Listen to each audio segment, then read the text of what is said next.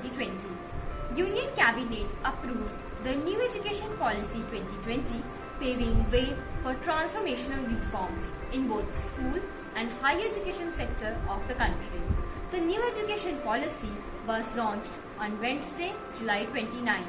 The Union Cabinet approved the policy which aims to overhaul country's education system. The Union Ministers for Information and Broadcasting, Mr. Prakash Javadekar, and Human and Resource Development Minister, Dr. Ramesh Pokhriyal Nishank, made the announcement on the NEP 2020. Earlier on May 1, Shri Narendra Damodar Das Modi, our Honorable Prime Minister, renewed the NEP 2020, for which draft was prepared by a panel of experts led by former Indian and Space Research Organization Chief Mr. K. Kasturi Rangan. The NEP 2020 aims at making India a global knowledge superpower. Thank you and have a nice day. मैं शीता दुबे आज मैं आपको 3 वर्षीय आंगनवाड़ी और grade 1 से grade 5 तक की शिक्षा के बारे में बताने जा रही हूँ। पहला चरण 5 वर्ष का होगा, जिसमें 3 वर्ष से 8 वर्ष तक की उम्र के छात्र होंगे, जिसे फंडामेंटल स्टेज कहा गया है। इसे 2 भागों में बांटा गया है। पहले के 3 साल आंगनवाड़ी या प्ले स्कूल में होंगे और बाकी के 2 साल प्राथमिक स्कूल ग्रेड 1 और 2 होंगे। दूसरा चरण 8 वर्ष से 11 वर्ष तक के बच्चों के लिए है, जिसमें तीसरी से 5वीं तक के छात्र होंगे, जिसे प्रिपरेटरी स्कूलिंग स्टेज कहा गया है। इसमें विषय होंगे गणित, विज्ञान, सामाजिक विज्ञान आदि में बच्चों के क्रियात्मक और अभ्यात्मक विकास पर ध्यान दिया जाएगा। धन्यवाद। न्यू एजुकेशन पॉलिसी 2020 के थर्ड फेज के बारे में आपसे कुछ मुख्य बातें बताने जा रहा हूँ, जिसमें आपको कक्षा 6ठी से 8वीं तक के बारे में बताऊंगा।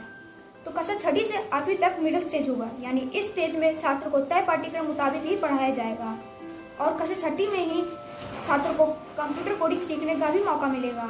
यानी अब भारत के छात्र चीन जैसे देश की तरह छोटे उम्र में ही सॉफ्टवेयर और मोबाइल एप्लीकेशन सीख पाएंगे और कक्षा 6ठी से ही छात्र को इंटर्नशिप करने का भी मौका मिलेगा। यानी कि अगर किसी छात्र को किसी विषय में रुचि है और वो उसकी प्रैक्टिकल नॉलेज हासिल करना चाहता है तो वो इंटर्नशिप के लिए जा पाएगा। उदाहरण के लिए जैसे एक बच्चे को पेंटिंग करने का शौक रखता है और वो उसकी प्रैक्टिकल नॉलेज हासिल करना चाहता है तो वो किसी पेंटर के पास जाकर इंटर्नशिप कर सकता है। अगर किसी बच्चे को किसी सॉफ्टवेयर में इंटरेस्ट है तो वो सॉफ्टवेयर कंपनी के पास इंटर्नशिप करने के लिए भी जा पाएगा।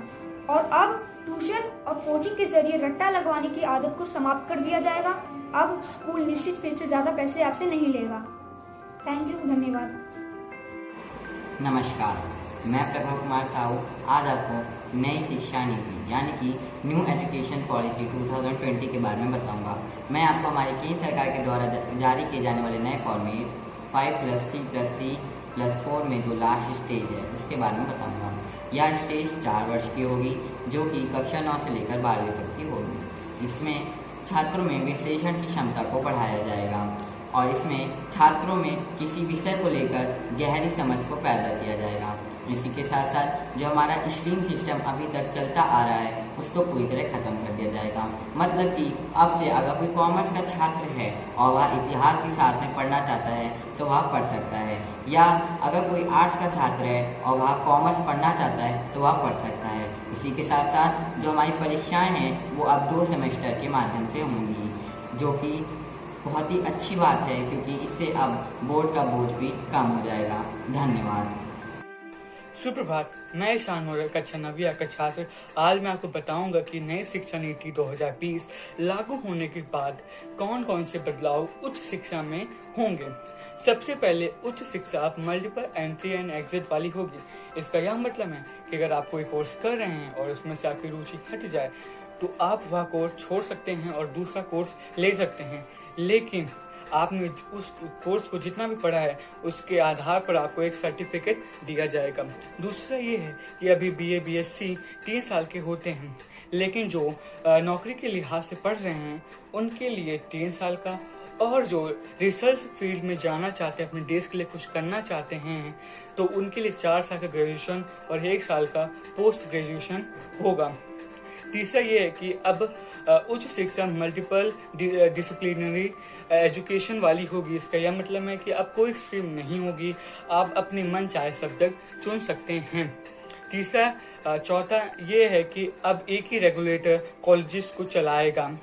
और पांचवा ये है कि अब सभी कॉलेजेस के स्टैंडर्ड एक जैसे होंगे और सभी के एंट्रेंस एग्जाम भी एक जैसे होंगे।